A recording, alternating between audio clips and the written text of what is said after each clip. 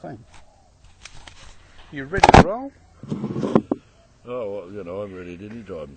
I am here. I am here. I'm All right. here. All right. Yeah. We're here with the one and only Barrie McKaskill, and it is not just a pleasure to talk to you, mate. It is a great honour to talk to you. How are you? I'm all right. There could be two only today. You- No, I'm fine. Apart from a bit of a cold, mate. Oh, yeah. A couple of days ago I picked up it. Jan had it, my wife, she had it for a week or 2 weeks. Anyway. I thought, anyway, you catch the... Shit happens, doesn't it? We're out in this beautiful backyard garden of Barry's and having a coffee, and I'm not even having a cigarette, dear listener. I haven't had one for a year, and it's killing me. Yeah, he's doing very, very well. I've been doing this for a few years now, Barry, and I come across a lot of people that mention your name not only as a great singer, but as a man that's nurtured their career, that's brought their musicality out in them, that's taught them things. It's a common thread that I keep coming across. That's a pretty good legacy to leave to so many people, mate. Yeah. Well, I suppose you want to know how I do that, do you? Well, enlighten me. Oh, look, you know, you've looked at my website, you can see how many players I have played with over the years, and I don't know how many there are. I've tried to put them up there, but it's something. But look, it's my job to one, entertain the people, make them happy.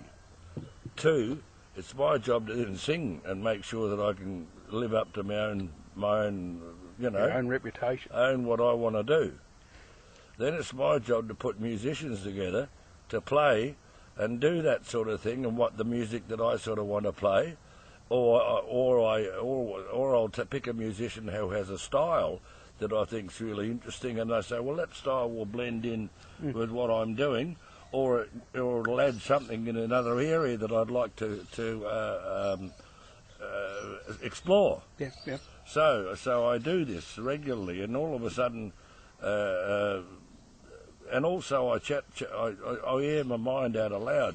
You see, so while they're busy singing and playing with me and laughing and carrying on and doing the party side of it as well, they're hearing me air my head about what's going on and the music. So they sort of get music lessons as they're going, you know, because I'm basically here talking about what I'm thinking about, what's going on right now, and which a lot of people don't. You know, they'll hide all that, or not necessarily hide it, think it, but don't say it because it might sound a little weird, you know. So, but the music's pretty good. They've heard a lot of weird things, you know, and played a lot of weird things. So it's really, I encourage them to play stuff they've never played before. Yeah. And there is a way I do it. See, you get in my band, in most bands you get your solo and it'll be 12 bars or maybe 24 bars. Well, I'm giving them a solo.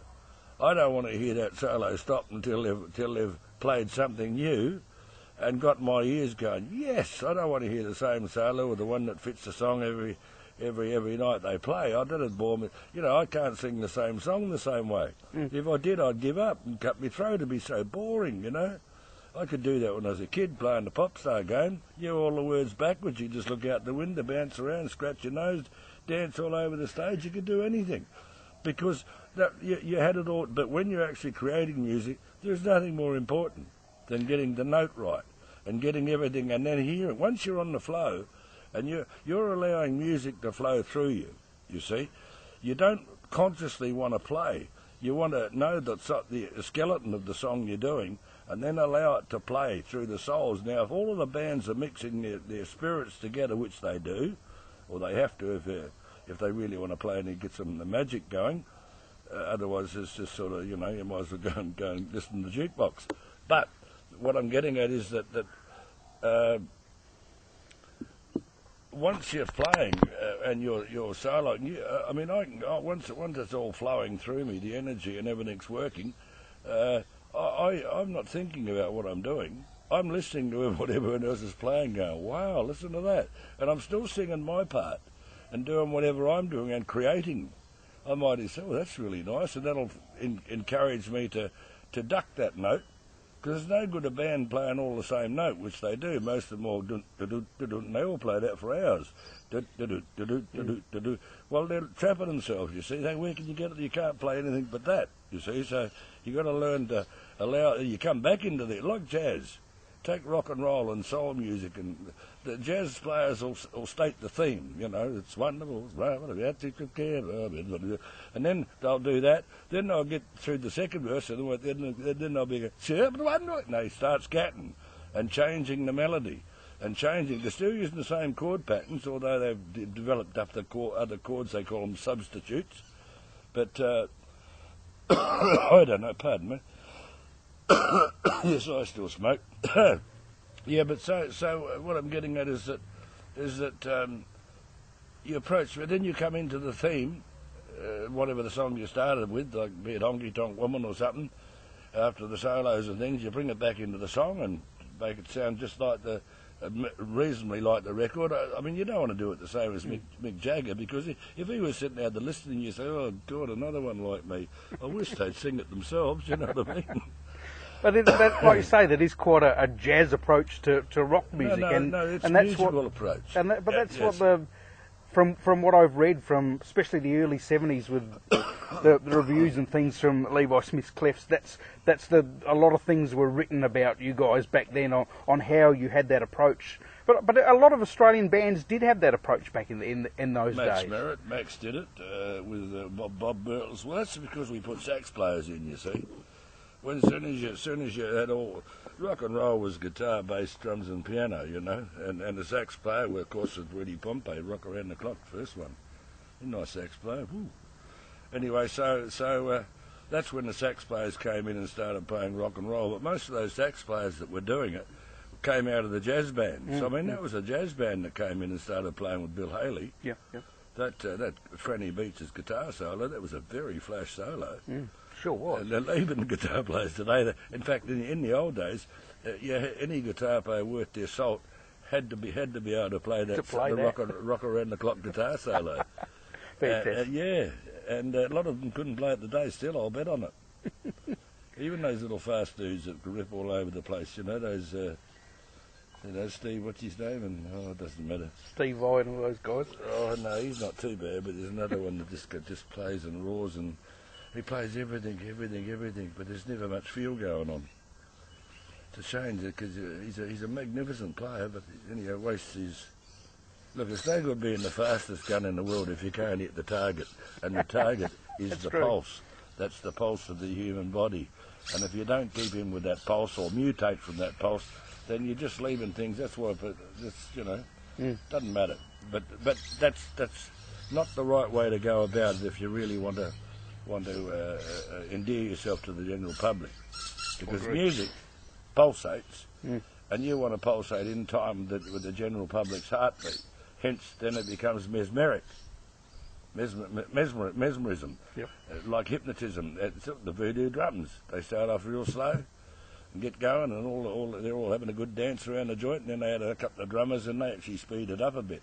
So while you're speeding the drummers up and the things, you're actually speeding the heartbeat of the human being up. So that speeds up, and the way in the end of it, they're all they're having a great time, you know, frothing at the mouth, so to speak. That's if we believe the Hollywood movies. I want to go back a bit before the Clefs, Barry. The Fabulous Drifters were part of a movement in Adelaide way before my time, but it was a real golden age of dancers and live music back in those days, wasn't it? For rock and roll, yes, because we'd Aubrey Hall had the dance, the 60-40 type dances around the town, and so did Ivan Damon out at Norwood, and the only real rock and roll dance that played rock and roll only was the Penny Rockets down at the Semaphore Palais, and Tuesday at the Hackney bus depot. That was called. That was a dance hall there. Tuesday nights, and that was the only rock and roll dances. The other ones were 60-40. Right. And so if you got 6 rock and roll songs a night, which the kids could all get in the middle and jive, while the oldies did a quick step and swing around them, you know, which all to rock around the clock, but they couldn't let them say no, you know. Anyway, so then Albury Hall moved out and he got hold of the Palais Royal. He looked for bands to go in there, and we auditioned, and then we went and we got the gig, and a year later we left. And then we went, anyway, but that's when they started introduced on stage as Adelaide's King of Rock and Roll, Barrie McKaskill and the Fabulous Drifters. That's how it went. And I went and bought a leopard skin suit, and I'd walk out on stage with all the spotlights on, and everyone would squeal. And I'd wriggle me knee and do all that pelvic thrust stuff and root the microphone stand. Does it still work now? Well, yeah, but they laugh now. I do. Actually, I still do it for that reason, for the bloody laugh. Beautiful. Then I grab my knee and pretend I've broken my hip or something, you know. But yeah, no, it's all. You know, Mick Jagger's made 98 microphone stands pregnant. You know, right? He's been giving it to them for quite a few years. The tricks of the trade, eh? And the Clefs were a going concern when you joined them. How did that come about that you ended up moving into that band? Well, after 5 years of being a top dog around the town with the Drifters, then came the Twilights. In fact, the Twilights used to be our vocal backing group before they got a band. At one of the shows we did, Hackney Ballroom. That's what I was talking about. Cloudland, it was called, the Hackney Ballroom. Yeah. Opposite, yeah, that's what it was, the Hackney Ballroom. So. Then a day off to Melbourne, and then I think Vibrants were next, and they got going and off to Melbourne. And I'm still sitting there thinking, look, I really want to know what's going on over in Melbourne. We had a TV show here, 17ers, but they had Commotion there, which used to come on at 5:30. 5 nights a week, 5:30 till 6 before the news on Channel 10, and boy oh boy did that actually make some do so, because everyone was waiting for the news, and it was a kids show, and so it was a very big show. So to be seen on and that, you became instantly known, and you know, TV. Once they see mine was a bit different when I started. You see, I had to run my first dance because where am I going to get a job at a dance? They were already. The Penny Rockers aren't going to give me their dance, are they? And so before Albury Hall, you know. So I had to open up my own show. So I had my mum in the ticket box and my mates on the door, and we were running the show. And we were going and getting. My uncle would get the potato chips and the Coca-Cola and sell that stuff, and everyone else had been in the church next at St John's Hall at Salisbury. We had a very big Saturday night out there for yonks before we So we had to do the whole lot. There wasn't anything as a manager or agent because we're it. You know, you want to get a stance, you've got to start do it yourself. Yeah, we had to do it all. See, so we come up, and hence there wasn't. We can have a recording, and that'll play it on the radio. Hence we'll pull a big crowd. It was all because that didn't exist for local bands to get recording. It did come in as we started up, but it didn't come for a while before Adelaide bands started recording.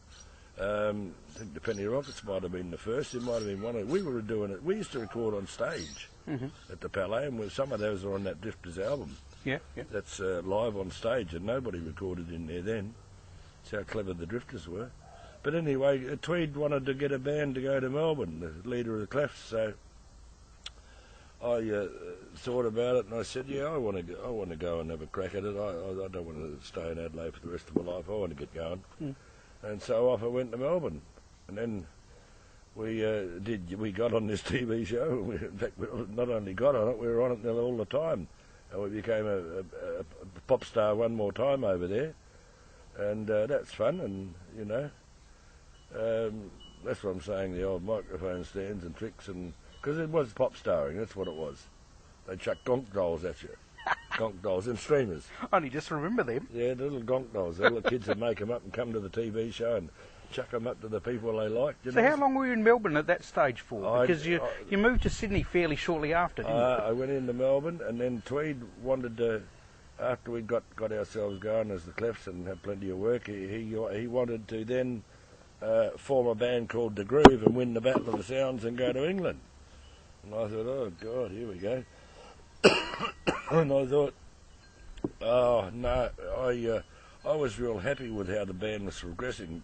A lot of players had gone back, and as I said, some of the players that were coming in were a lot superior and had knowledge. Like, for instance, Bob Jeffrey, who was with the Penny Rockets, and I went to school with him. We were kids since grade 5. He's my mate, and he played tenor saxophone. And Don Burrow, he's in Adelaide here now. You probably heard of him, yes, Bob yes. Jeffrey. And Don Burrow says of Bob, he's one of the finest sax players in the world. Don says that, and I know that. Yeah. I've heard him a million times. I've got him on my CD. He's an amazing player. In fact, he's going to play with me shortly when we reunion the Levi's again. Anyway, pardon me, this bloody fluey thing. Anyway, you can edit it out if you don't. We can edit that. Anyway, I didn't want to join the Groove because I really didn't want to go, because Tweed was actually picking out a whole lot of pretty faces and all that sort of stuff. Not that mine was ugly at that stage, or at any stage really. But I'm just saying he was going for the pretty boy look to win that, and all that satiny sort of thing that was in. I thought, oh no, I'm really enjoying what I'm doing, because I'd headed away from all the early rock and roll, of course, and then with the Shadows and all that sort of stuff with the Drifters. Yep. And I did a few Beatles, not a lot, but I went more into the R&B area. I followed in with Stevie Winwood and all of that, and Van Morrison and his first album. We did all that sort of stuff, and the rhythm and blues side that was becoming popular. So I liked that. Then I heard the soul stuff. I liked what Ike and Tina Turner were doing. I heard that a few years earlier, but then I heard this bloody Otis Redding and this syncopated soul on the bass drum. Yep. And I said, that is fucking it. That is beautiful. And I started going into the soul area. Now, I wasn't really prepared to go back into keep going in the pop area, because this was much more exciting. It was a better music for me. It suited my heart better. And the players that I had were Les Stackpole, had come through with me out of Johnny Chester's band and stuff like that. Now, he's an amazing player. He's indeed. And he's playing, and Gil Matthews had joined. He's no slouch on a drum kit either, that fella. No, and so things had changed from the Adelaide band that went over. Most of them had come back, and so this band was just an absolute groove. So that's where I was going to call it the Levi Smith Affair. And it's funny enough about that, because Dow Miles, who a few years later came up managing Kerry Bedell and The Affair, he was there at the same day when I was making it. Stole your name. He was there, and well, I didn't use it, because Tweed came to me and said, oh, Baz, look, we spent all this time building up the Clefs, and couldn't you just keep it in there somewhere? And I said, oh, okay. So then it became the tongue twister, Levi Smith's 'S Clefs. And I thought, oh, mate, anyway. A name's a name, but the one thing about having a one name, instead of it sort of being, say, which is a thing I should have thought about. I didn't think about it back then, but I made a lot. Now I've got to tell them who Levi Smith Clefs is, you see. But whereas back it was Max Merritt and the Meteors, Billy Thorpe and the Aztecs, Doug Parkinson and In Focus, and yeah. So it was more common to do that, wasn't it? Clefs, yeah. Because I picked it out. I said, well, Smith says William in the phone book, so Smith's fine. And Levi, I like the sound of that when they said, "Is Levi going to grow up and be a man?" on the Four Tops first album, and I said, that's a good name. So Levi Smith it was, the Levi Smith Affair. And but one good thing I thought about it is that there's no ego in that. Hence, the band aren't sort of saying, "Oh, well, it's his band." You know where I'm coming from? A vocalist and a backing band. Yeah, sort of. yeah. Well, that's what it always seems like too, because everything changes all the time. But whereas, look, to have a band, look, to start a car, you have to have a battery, don't you? Doesn't matter how good your Ferrari is, or your Porsche, or your Volkswagen, or your Austin A7 or something. To start that bloody thing, you need a battery. Now, in a band, you also have to have a battery, something that that can pull musicians around. Well, I happen to be a battery, you see, so that makes that. So that's how that works. It's sort of, and it's not every musician that's got it. Yep.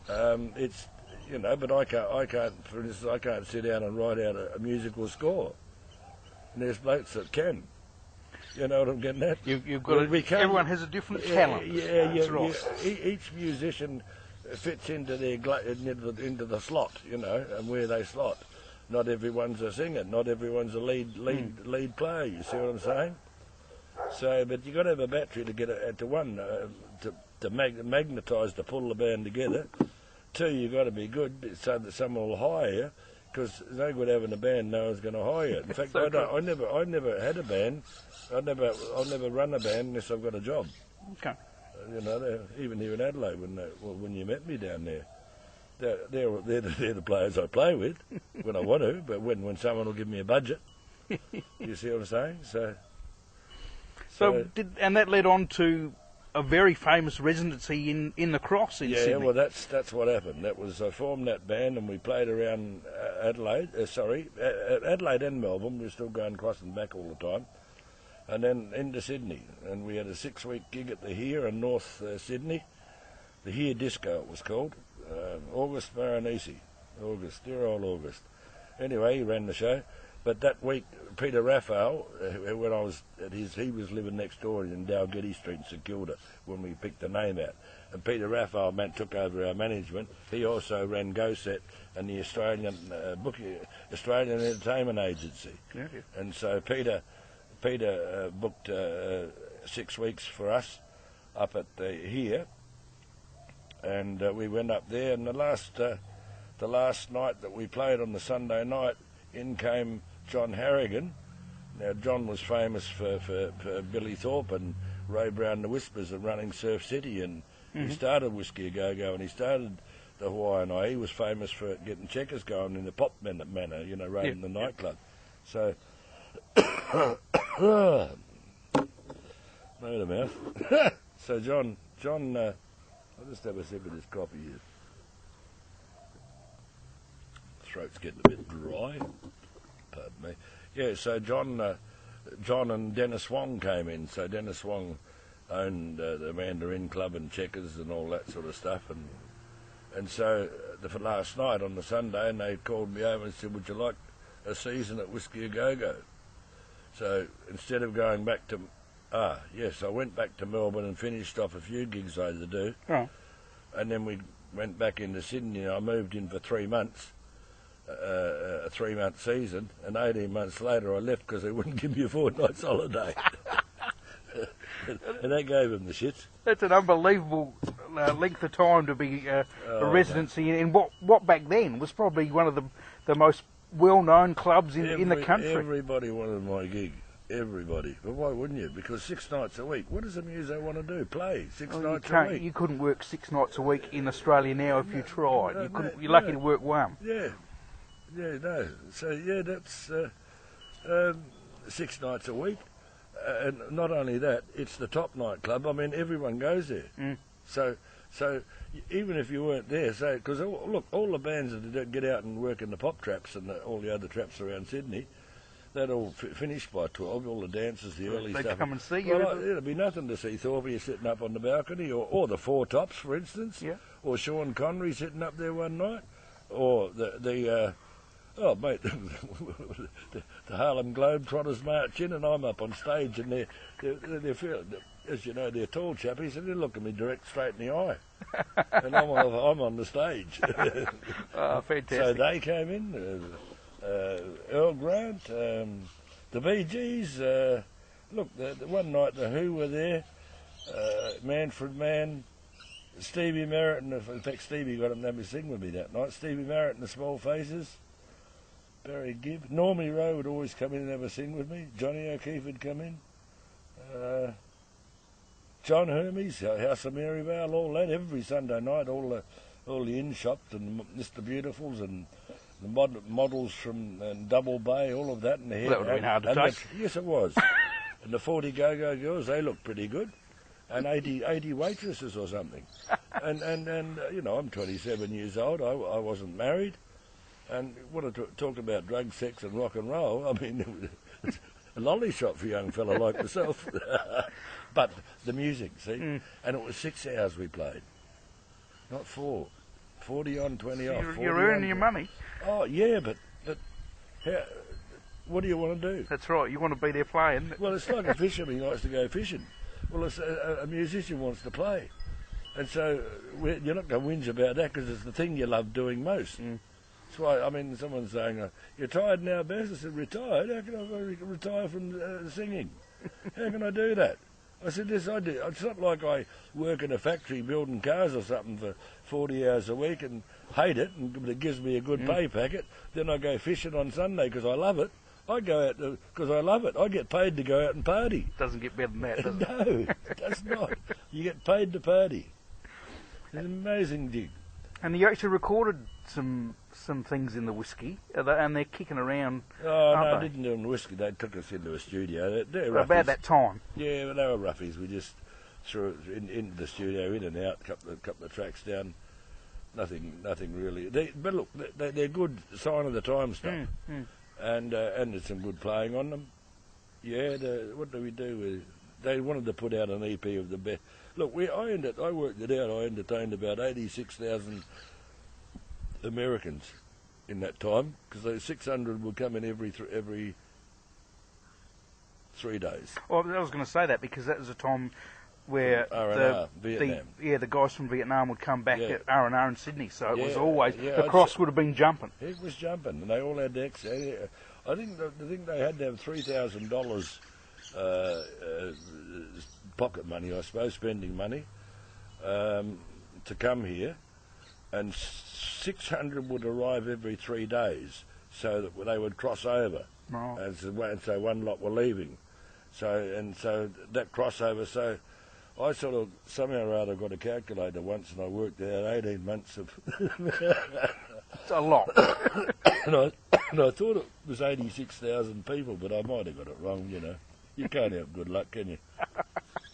But that was without leaving the joint, and so anyway, that happened. Oh, by the way, the Tully formed around me there when I went in there because some of the Melbourne players didn't want to go back and live in Sydney, so I used Sydney players in there to form the bands, and Tully became one of them. I was talking to Michael Carlos, and he said that's the first professional job he'd ever had. I didn't realise that.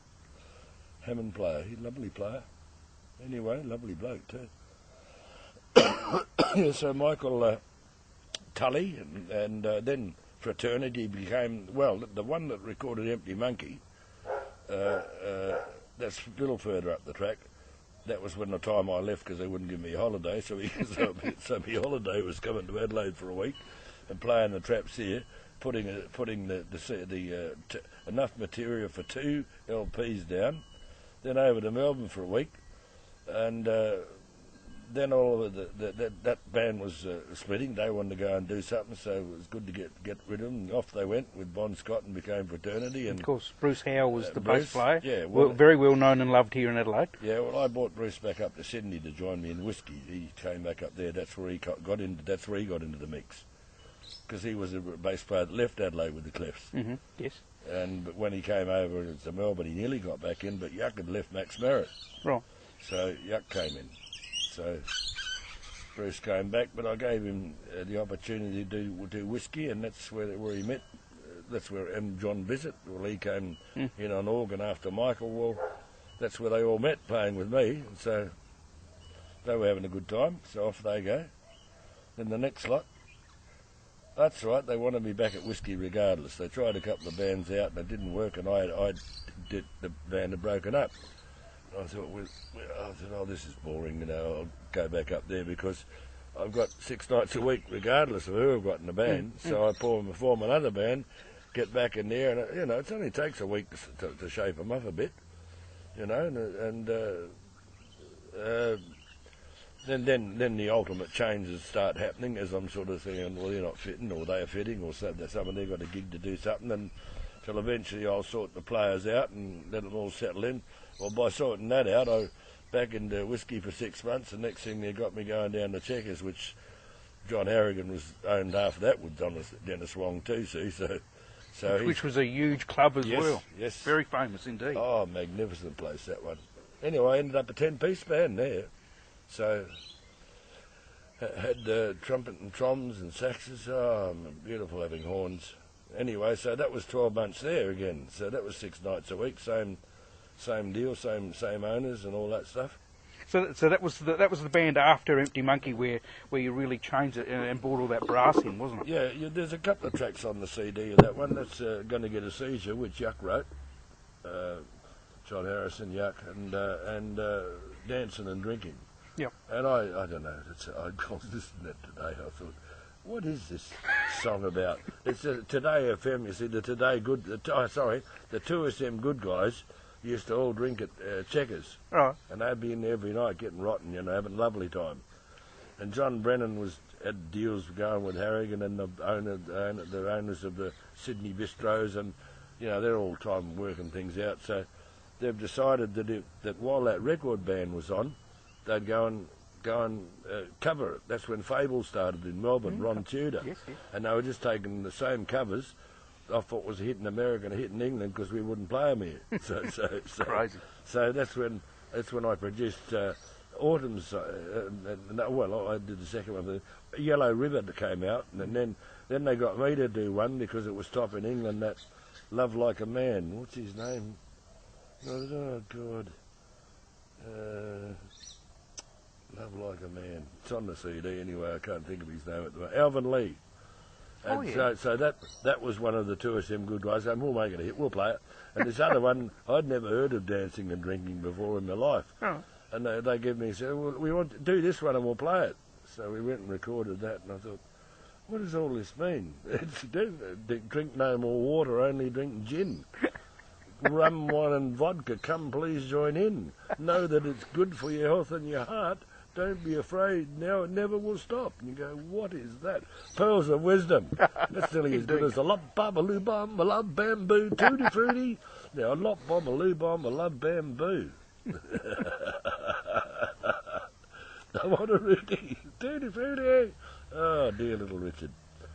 Anyway, so that's basically running around all that stuff.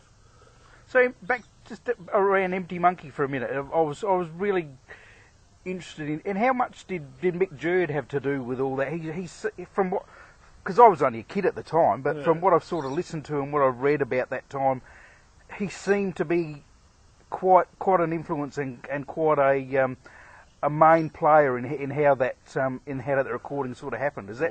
Well, when Mick joined me in Sydney, you see, Les Stackpole went back to Melbourne. He stayed in Sydney for a while. Every guitar player in Sydney came in to hear him. He didn't miss one of them. They all sat there listening to him. And anyway, they said, there's this guitar player that goes up to the Tiki Village up across the Maoris Tiki Village early in the mornings, and he plays like Jimi Hendrix. He gets really out of it. He plays incredibly well. Right. You've got to hear him. So I thought, okay. So Mick Jerd's his name. So someone brought him down, and he played one night. I thought I'll give him a go. He didn't do any Jimi Hendrix or biting with his teeth or falling over and all that. I thought, okay, so I put him on for a week. At the end of the week, after the week, I said I had got him at the party after. I said, listen, Mick, I said, look, this just isn't working. I said, every time it comes to your solo, I said, the whole energy drops out of the band, and you're all over the joint, and you're playing da da da da da da da da da da da. And I said, no, I've got to come back in and bring it up to the energy where I left that song and get it cooking again. Yeah. I said, it's just not working. And he looked at me as he said, Baz, I know exactly what you mean. I said, you do? Well, I said, well, perhaps you could. So the following week, he turned into a dull raw. You see, which is one of those. This is one of the things I'm wanting to hear new stuff all the time. Yeah. So, and as I said, I have this ability to. I don't mind. I can be quite happy listening to drums and a bass player just cooking along, just a little. And I'm quite. I can come in any time. I know that. But I'm waiting to who's going to say something, and all of a sudden someone will trickle in. You hear us doing on the first session, which is on the CD. You hear that's live in the studio. I'm singing it. So that's us doing it. That's playing. We're on stage, sort of, so to speak. And you hear those little quiet bits, and someone's. Then you hear someone coming in with something. You say, that sounds nice. And that's where I encourage people to join. At one stage, I'd walk on stage and they'd say, "Okay, what are we playing, Baz?" I'd say, "Look, I just wanted to drift in from outer space." And they go, "What's that?" "Righto." And I said, "And then we'll get a pulse and we'll get going." "What key?" I said, "What do you like playing in?" What do you like playing in? So they'd settle on a key and we'd go. So they'd all create. Sometimes I'd say, "Now I just want... We're on the beach, I want some waves and some ocean and some waves crashing down." This is at Surfers when we were doing that at the same band up there. Mind you, we all had some LSD in this and some magic mushrooms, all those jolly good things. So we were doing that. But the point is, we were playing picture music, and out of that, when something would pulse, whatever would happen, we would create. And so that's what I was creating. But you see, while you've got a disco and a dance thing going, you still have to keep it thumping and keep it, which is what the Levi's did while they're discoing it, why we were able to get away with so much murder. But while I was leaving all that, these boys were starting to thinking nothing's going on. So they'd think that, well, I better do something. And I'd look at them and go, yeah, well, do something then. You know what I mean? And that's how it all developed, basically like that. It's like if you were playing guitar with me, and if you, for instance, you obviously I'd give you, yeah, it's your solo, and you're playing 12, but you got 12 bars, and I said, no, keep going. You go, 2. You go, oh, God, I got 24. You do another solo, and you finish off nicely, you're thinking that'll be it, which is the norm in the bands, and I'm sort of going, yeah, and then you finish your solo. You know what happens? You go, shit, he wants more. Your thoughts go, and say, oh, wow, I can really go for it. But in that minute, or that moment, or instant that you're finished off and I don't start singing, you go, oh, and I look at you, and you're just going, more, you will trip over, I promise you, you'll trip over about 2 or 3 notes, and you'll be in angel's gear. You won't be playing what you know. You'll be having to create something new, because you've missed your... You know, that first little bit, that hesitancy, that throws you out of thinking. It's a way of doing it. It throws you out of thinking, and put it this way, it works. and you will play a more superior solo than you've ever played before in your life. Yeah. And remember, I use these tricks on me mate Chris Finnan. He knows I do it. So he'll keep playing. He keeps looking at me as he's, I know, I've got to keep going. I've got to keep going. And then, but you see, I caught him like that in the first place. You see, which inspires him. And every now and then I catch him. Caught Johnny Carlini that night, and John's saying, remember, I was looking over him and saying, bass solo. And he's saying, the bloke's behind me saying, no, we've got to finish. We've done our 20 minutes, Baz. And I said, I don't give a damn about the 20 minutes. This is music. Solo. Oh, right. Come on, son. Play the solo. I want to hear a bass solo. Yeah, right. And then he realised that, oh, shit, that's right. That's what he wants. You mentioned the first session you did for Empty Monkey, mate, and when the one and only Gil Matthews put together the remastered CD, that which only came out a couple of years ago, which is in its apart from stumbling across, from what I understand, those first sessions and including them in the package, he's done a mighty job of putting that together, as he does with all his stuff. It's it really is keeping a part of Australian musical history alive that may have been lost. He does do a wonderful job, doesn't he? Yeah, well, I couldn't believe the packaging, for a starter. Yeah. Yep. And that's the first double CD he's done. He's had the fold-outs, but that's the first time he's done it. And because I've seen it a lot lately, photos under the CD. Yep. And then the 24-page booklet in it, and I thought it's just... yeah, he's done a great job. There's no doubt about that. And sonically too, the sound is great. Well, yeah.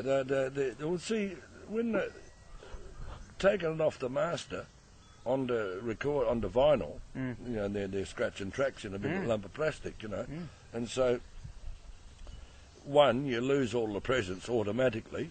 That you'll never get it. You'll never get the presence off a tape onto vinyl ever, as long as your bum points to the ground. It just won't happen. So what happens is you're hearing more presence and more bass and more clarity. In fact, Gil said, "What about that echo that was on? Did he put echo on the old album?" I said, "No." He said, "Well, no, didn't he realise what he was saying?"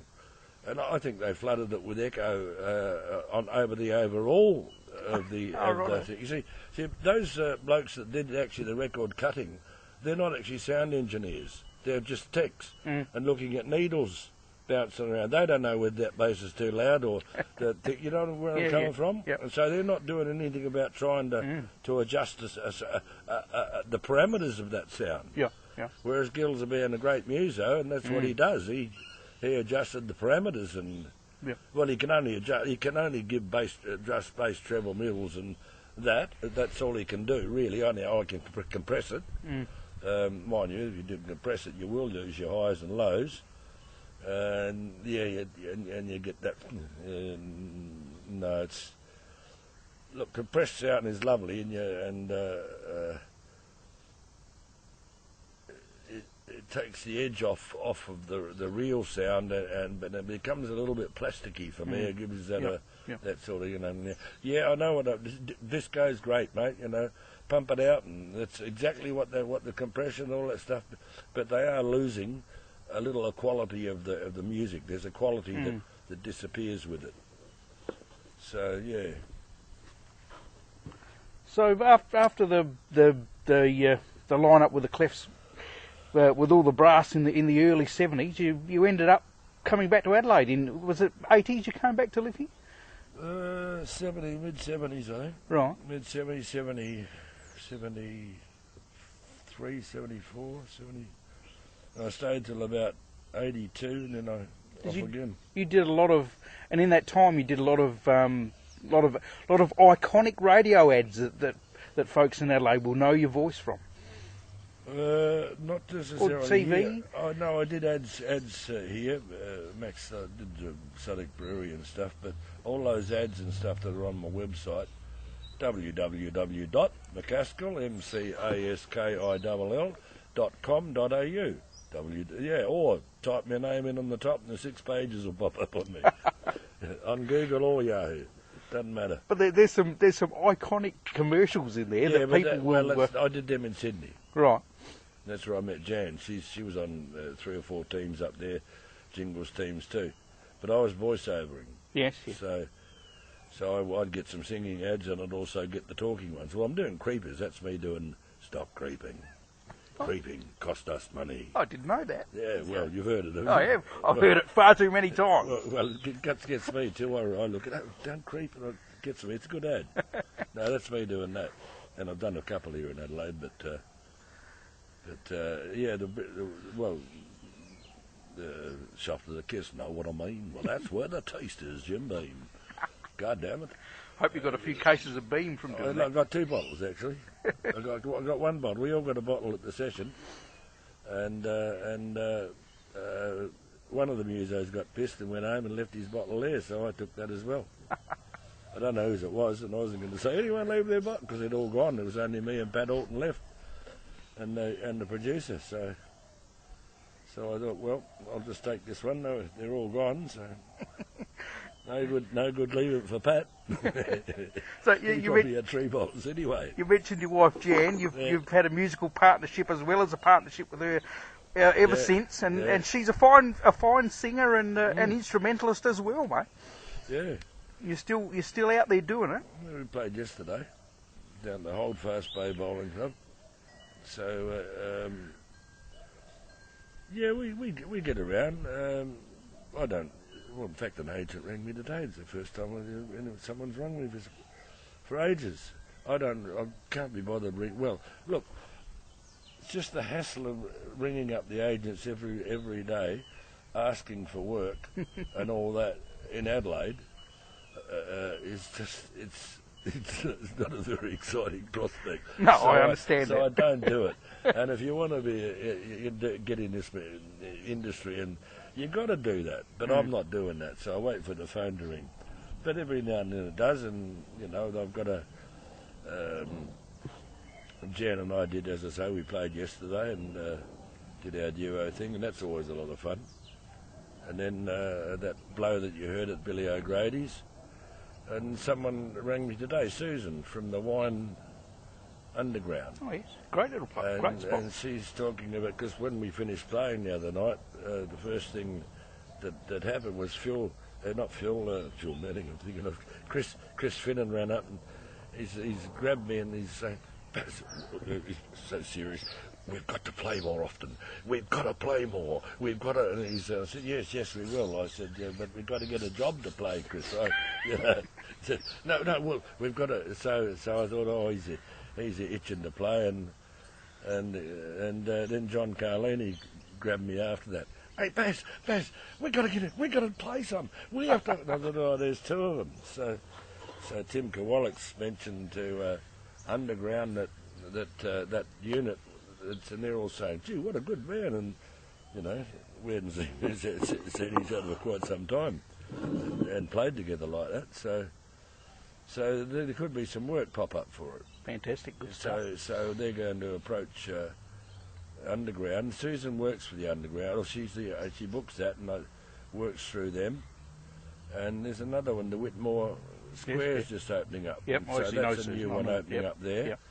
And she's going to mention us there, and she's also been asked to have a look at the sandbar at Henley Beach. Mm-hmm. So as long as they suit the sort of the blues sort of things and rock and rolly bluesy sort of things and soul-y sort of things that I'm about, because it doesn't matter what I do, it all sounds like soul music or blues or a bit of jazz thrown in here and there, but it's all rock and roll to me. But there is still some regular good blues, rhythm and blues places in Adelaide. These apparently are these them. But also the Semaphore Workers are still going strong, yes. and the Blackwood RSL is a great place. Is that still going? That's still going on a Tuesday night, great spot. So there are still regular gigs out there, which is very rare. It's good to see. That's the last time I played with Billy O'Grady when I came back. This time, within the last 10 years, up at the Blackwood RSL. Okay. And Billy came up and played. I've been up there, took Chris up there, and Chris and I played there, but I had Billy there. And Bob Jeffrey. Okay, yep. See, that was a bit of a treat probably that day here. It's a bit of a treat. So you mentioned there's another Levi Smith Clef's reunion maybe in the pipeline, because you got the boys back together a few years ago with Gil Matthews, and I think did you have Warren Morgan playing the piano as well? That's not a bad lineup, mate. No, and Billy Christian. He's That's not bad. Player. Yeah, well, that's something again. And Les Stackpole. Yeah. But the third Rock of Ages concert is coming up in Melbourne in October, up the 29th at the Palms Room at the Crown Casino. And so I'm going to get to play on that one. I'm going to get to open it up with Gil. Excellent. Gil, myself. Gil's run the show, of course, Aztec Records. So there's Gil, me, Jan, Billy Christian, Warren Morgan, and Les. Fantastic. So that's going to open up. Now there's an agency talking about maybe some other gigs around the time, but that's what I'm going over for, to do that. And then there's another special thing going to happen up here in South Australia shortly, and I won't say too much about it yet because it's been a bit hush-hush. And I'm going to think about reunioning and bringing.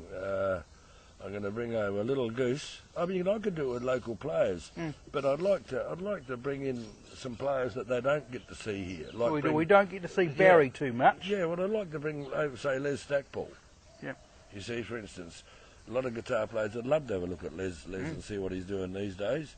And I'll bring Yuck in. Yuck's back in Australia from New Zealand. I'll bring him down to play bass, and I thought, well, I can use the drummer, but Little Goose has been from Barry Harvey from the Chain. Yeah. He's been edgy to play, so I thought, okay, well, I'll give Little Goose the drums, and Jan, and I'll use Bob Jeffrey on that for sure here, and then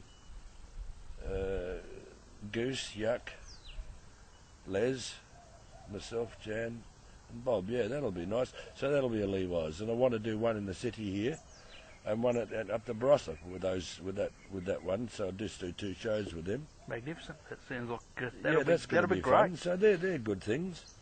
And if this thing continues, like I like getting out there. There's no doubt about that. You still got it, mate. You still can build it out. Well, a lot of people say that makes you. You've still got it. It's that leopard skin suit. Yeah, I've still got that too. Does it still fit? No. Oh, look, I can get the coat on. I can get the coat on, but and if I breathe in, I can button it up. But it's still in good nick. It's still in good nick.